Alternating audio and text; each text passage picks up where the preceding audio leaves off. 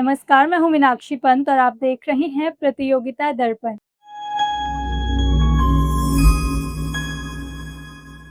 आज हम बात करेंगे एक ऐसे टॉपिक पर जो हमारे देश के इमिग्रेशन सिस्टम को बदल सकता है। जी हाँ, आज हम डिस्कस करेंगे इमिग्रेशन एंड फॉरेनर्स बिल 2025 के बारे में, जो रिसेंटली लोकसभा में इंट्रोड्यूस किया गया है। अगर ये बिल पास हो जाता है तो ये हमारे पुराने इमिग्रेशन लॉज को रिप्लेस करेगा और इस फील्ड में एक गेम चेंजर साबित हो सकता है। वीडियो में हम आगे बात करेंगे कि ये बिल हमारे देश और फॉरेन विजिटर्स को कैसे इम्पैक्ट करेगा और इसके क्रीप प्रिवेंशन क्या है। तो चलिए शुरू करते हैं। सबसे पहले ये समझना जरूरी है कि ये बिल आखिर इंट्रोड्यूस क्यों किया गया। दोस्तों, आज भी हमारे देश के इमिग्रेशन लॉज काफी पुराने हैं। ये लॉज जैसे पासपोर्ट एक्ट 1920 और फॉरेनर्स एक्ट 1946 काफी पुराने वक्त के हैं, जब दुनिया भर में वर्ल्ड वॉर्स हो रहे थे। ये लॉज एक्स्ट्रा ऑर्डिनरी सर्कमस्टेंसेस में बनाए गए थे, जैसे कि जब देश को अपने बॉर्डर्स को टाइटली कंट्रोल करने की जरूरत थी। इमिग्रेशन एंड फॉरेनर्स बिल 2025 का एम है हमारे इमिग्रेशन लॉज को सिंप्लीफाई किया जाए और उनमें ज्यादा क्लैरिटी लाई जाए। ये बिल एग्जिस्टिंग 4 लॉज को रिपील करेगा, जो कई केसेस में ओवरलैपिंग और आउटडेटेड हो चुके हैं, और इस बिल को पास करने से हमारे इमिग्रेशन सिस्टम को मॉडर्नाइज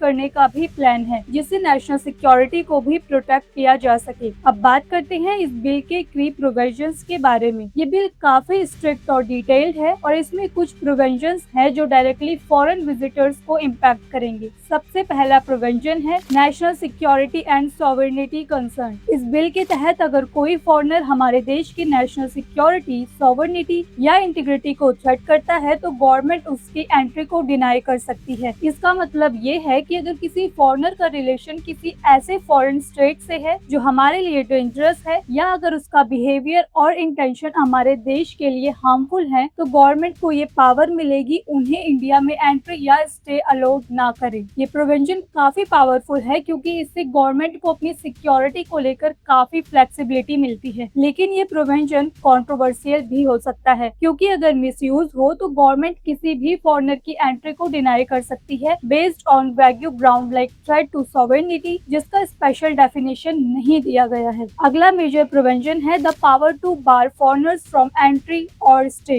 इस बिल के अंडर गवर्नमेंट्स को ये पावर मिलेगी कि अगर कोई फॉरेनर पब्लिक हेल्थ के लिए थ्रेट है, या अगर उनका इंटेंशन किसी फॉरेन स्टेट के साथ सिक्योरिटी रिस्क क्रिएट करता है, तो उन्हें इंडिया में एंट्री से रोका जा सकता है। अगर ये डिसीजन इमिग्रेशन ऑफिसर्स के द्वारा लिया जाता है तो वो फाइनल और बाइंडिंग होगा, मतलब उस डिसीजन को चैलेंज नहीं किया जा सकता। ये प्रोविजन काफी पावरफुल है, लेकिन इससे ये रिस्क भी है कि अगर गवर्नमेंट किसी फॉरेनर के अगेंस्ट सब्जेक्टिव ग्राउंड्स पर डिसीजन ले तो उस फॉरेनर के पास अपील का कोई ऑप्शन ही नहीं रहेगा। इस बिल में एक और प्रोविजन है जो काफी इंटरेस्टिंग है, और वो है बार ऑन लिविंग इंडिया। इसका मतलब है कि अगर गवर्नमेंट चाहती है किसी फॉरेनर की प्रेजेंस इंडिया में जरूरी है, तो उसे इंडिया छोड़ने की परमिशन नहीं मिलेगी। ये प्रोविजन थोड़ा सेंसिटिव हो सकता है, क्योंकि अगर किसी फॉरेनर का इन्वॉल्वमेंट किसी इन्वेस्टिगेशन में है तो गवर्नमेंट उसके एग्जिट पर रोक लगा सकती है। फॉर एग्जाम्पल, अगर किसी फॉरेनर को किसी केस में गवाही देनी हो या उसका स्टे किसी लीगल प्रोसेस के लिए जरूरी हो, तो गवर्नमेंट उनको इंडिया से बाहर जाने से रोक सकती है। नेक्स्ट हम बात करते हैं बायोमेट्रिक डाटा कलेक्शन के बारे में। ये प्रोविजन इमिग्रेशन सिस्टम को और भी सिक्योर बनाने के लिए है।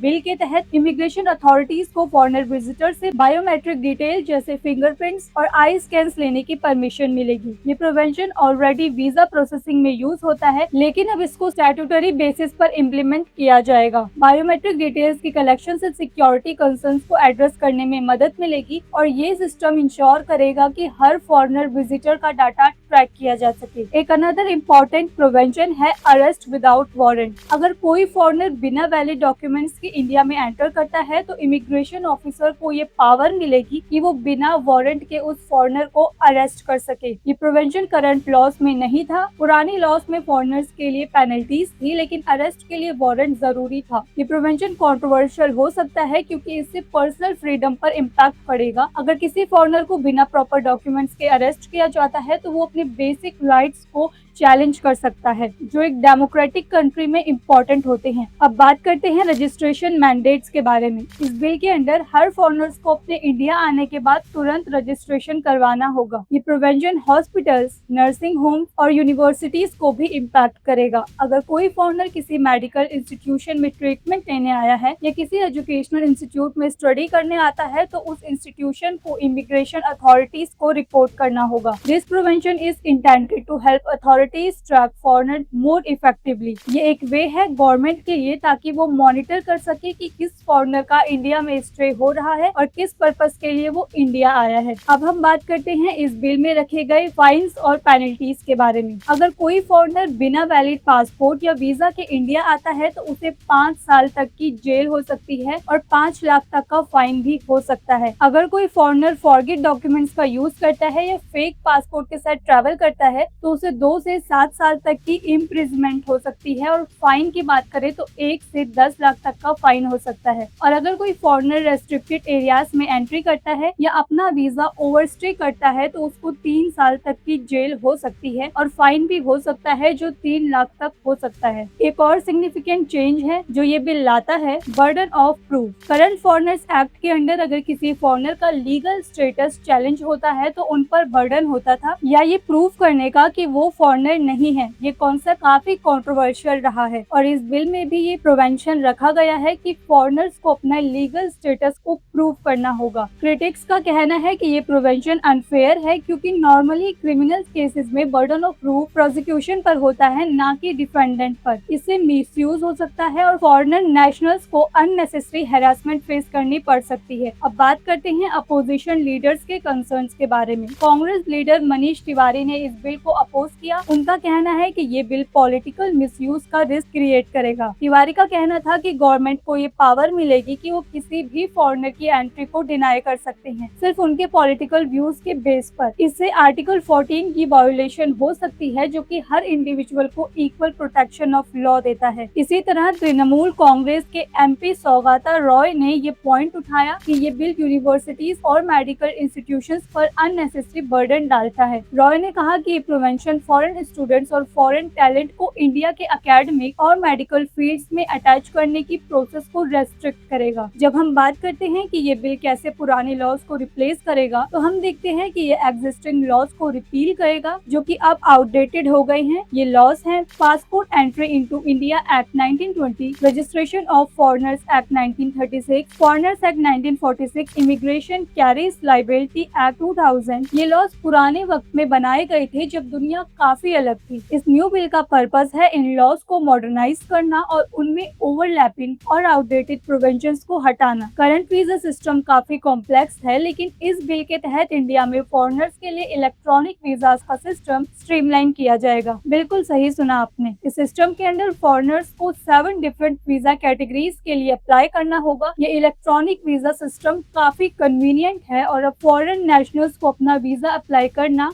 और मैनेज करना इजी होगा। इसके अलावा गवर्नमेंट को ये भी पावर मिलेगी कि अगर वो किसी फॉरेनर को इंडिया में रहने या जाने से रोक सके अगर उनकी प्रेजेंस किसी ऑथराइज्ड एजेंसी को जरूरी लगे। बिल के प्रोविजंस के अकॉर्डिंग इमिग्रेशन ऑफिसर का डिसीजन फाइनल एंड बाइंडिंग होगा और उस डिसीजन को अपील करने का कोई ऑप्शन नहीं होगा। इस बिल में एक और प्रोविजन है जो फॉरेन विजिटर्स के लिए बायोमेट्रिक डाटा कलेक्शन को अलो करता है। अब उनसे फोटोग्राफ, हैंडराइटिंग, सिग्नेचर के अलावा बायोमेट्रिक इंफॉर्मेशन भी कलेक्ट की जा सकेगी जो पहले वीजा प्रोसेसिंग में होती थी, लेकिन अब इसे स्टैट्यूटरी बैकिंग मिल रही है। तो दोस्तों ये था एक detailed analysis immigration and foreigners bill 2025 का। इस बिल में कुछ प्रोविजंस काफी स्ट्रिक्ट है और कुछ प्रोविजंस कंट्रोवर्शियल भी हैं। ये बिल इंडिया की सिक्योरिटी को स्ट्रेंथन करने का टारगेट रखता है लेकिन इससे कुछ प्रोविजंस को लेकर कंसर्न्स भी उठाए गए हैं। अब देखते हैं कि पार्लियामेंट में ये बिल किस डायरेक्शन में जाता है और क्या ये पास हो पाएगा या नहीं। आपका क्या ओपिनियन है इस बिल के बारे में? क्या आपको लगता है कि ये बिल ज्यादा स्ट्रिक्ट है या जरूरी है हमारे देश की सिक्योरिटी के लिए? कमेंट कर जरूर बताएं और ऐसे ही वीडियोस देखने के लिए बने रहें हमारे साथ और देखते रहें प्रतियोगिता दर्पण।